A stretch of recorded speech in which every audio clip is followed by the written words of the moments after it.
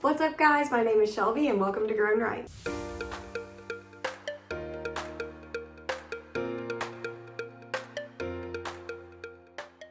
Today I'm making babies. And of course I'm talking about plant babies. This gorgeous Anthurium is my Anthurium Michelle by Doc Block. She is an absolute beast of a plant and I love her so much. I pollinated her for the first time ever, my first time pollinating Anthuriums in general last year, and I was successful in that and got this beautiful batch of Anthurium Michelle self-cross babies. Hi, jumping back in here really quick, I realized as I was watching this video back through that I had mentioned and put Anthurium hybrid names on the screen without really explaining what that looks like. So I'll explain that really quickly and then we'll get right back to the video. Whenever two Anthuriums cross, you're going to get a hybrid name. And the way that looks is kind of like a math equation. First plant you see in a hybrid name is going to be the seed parent. This is the mama plant that is getting pollinated and carrying the berries. Next, you're going to see an X, and this just means that that is representing the two Anthuriums crossing. And the last Anthurium name you see is going to be the pollen plant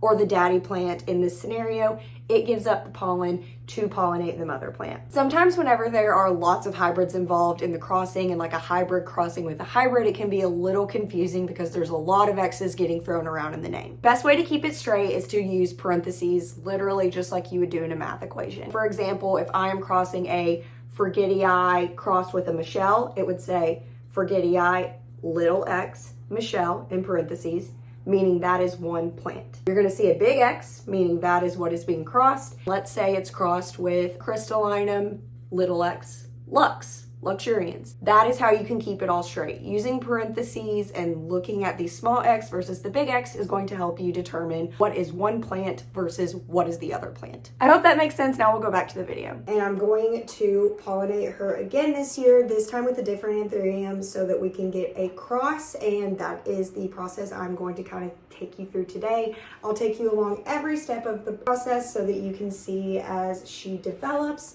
and let's get right into it. Before we get into pollinating, I'm going to give you a little bit of background about Anthurium pollination and why it works, but I'm going to flip you guys around so that you can see this gorgeous girl a little bit better. So here she is in all of her glory, and you can see this gorgeous leaf back here that is starting to come in. They start out this really deep, almost black maroon purple, and then they fade into this gorgeous deep color, and then as they start to fade out, which is very normal for Anthurium, they start to get a little yellow, more green, and then they will eventually die off. But as beautiful as these leaves are, they are not the star of the show today. That is going to be the inflorescence. And the inflorescence, you can see we've got one coming in here. This is an inflow, and then if we move up, you can see the inflow that we are going to be dealing with today. Anthurium plants produce inflorescence, and that is their way of flowering, pollinating, and multiplying in nature. Each inflorescence, as it is kind of coming to the maturity stage, is going to go through two phases. The first phase is going to be the receptive phase, and that is what this inflow is in right now. You can really see all along the inflow all these little tiny sap pieces. If I touch it, it's going to rub off onto my finger, and that means that it is ready to receive pollen. Once it passes this receptive stage, it goes into the stage of pollination, and that's whenever you're going to get little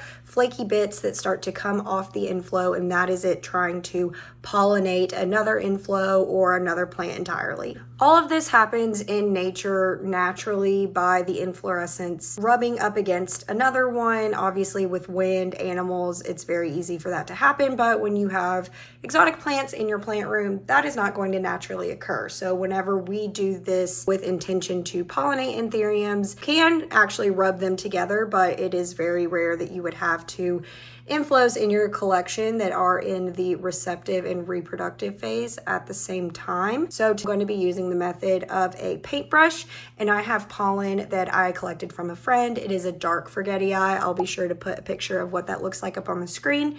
So we're going to get a really cool hybrid cross of these Anthuriums. So here is what the pollen looks like. I was lucky enough to get fresh pollen, so this has not been frozen or anything, but if I wanted to, I could collect pollen pollen from this Anthurium, another Anthurium, and you can store it in the freezer for about, I believe, 3 months.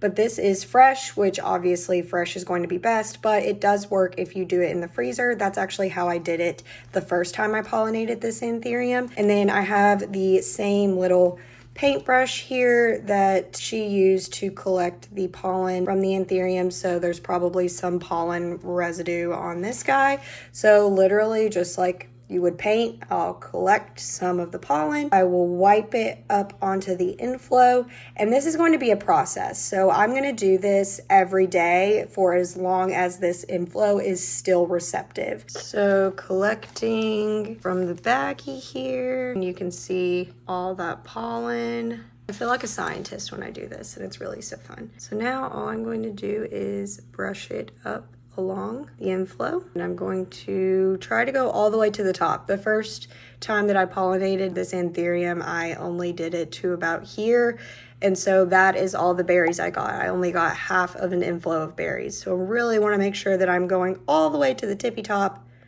of this inflow to get as much output as I possibly can. All right, I'm gonna do one more pass kind of just underneath to make sure I'm really getting the inflow all the way around. It is very sappy. I have that sap kind of going everywhere. I'm trying to save it, put it back up here. That is all there is to it. Picasso, we have pollinated this Anthurium. So this Anthurium is officially pollinated. Today is January 18th, so this will be day 1 of pollination.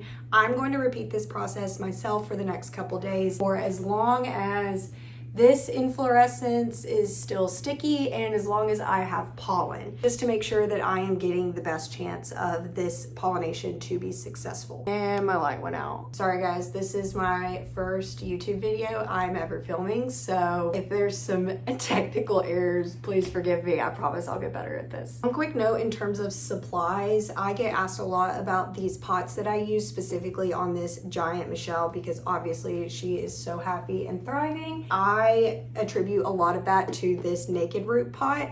So the reason I like these so much is they have a ton of air slots, and so you're getting a lot of airflow through to your roots, and it has this reservoir of water. I'm a chronic underwater, so this makes my life so much easier, especially with plants like Anthuriums that like to be a little more consistently moist. Other plants that would want to be a little bit more moisture retentive, I really love these pots for that reason. And then on the seedlings, whenever we get to the point where, fingers crossed, we have berries, I do use Naked Roots seedling tray. It has a humidity dome and a water reservoir, and this honestly made the seedling cultivating process so easy. So I'll link everything in the description below for Naked Root. I do have a 20% discount code that you guys can use if you so choose. But until next time, I'll be sure to document whenever I'm pretty sure that the pollen has taken, and that will be the next step on this process. Thank you guys so much for joining. Like, save, subscribe, just to make sure that you get all the updates on this Anthurium pollination, and I'll see you next time. Bye.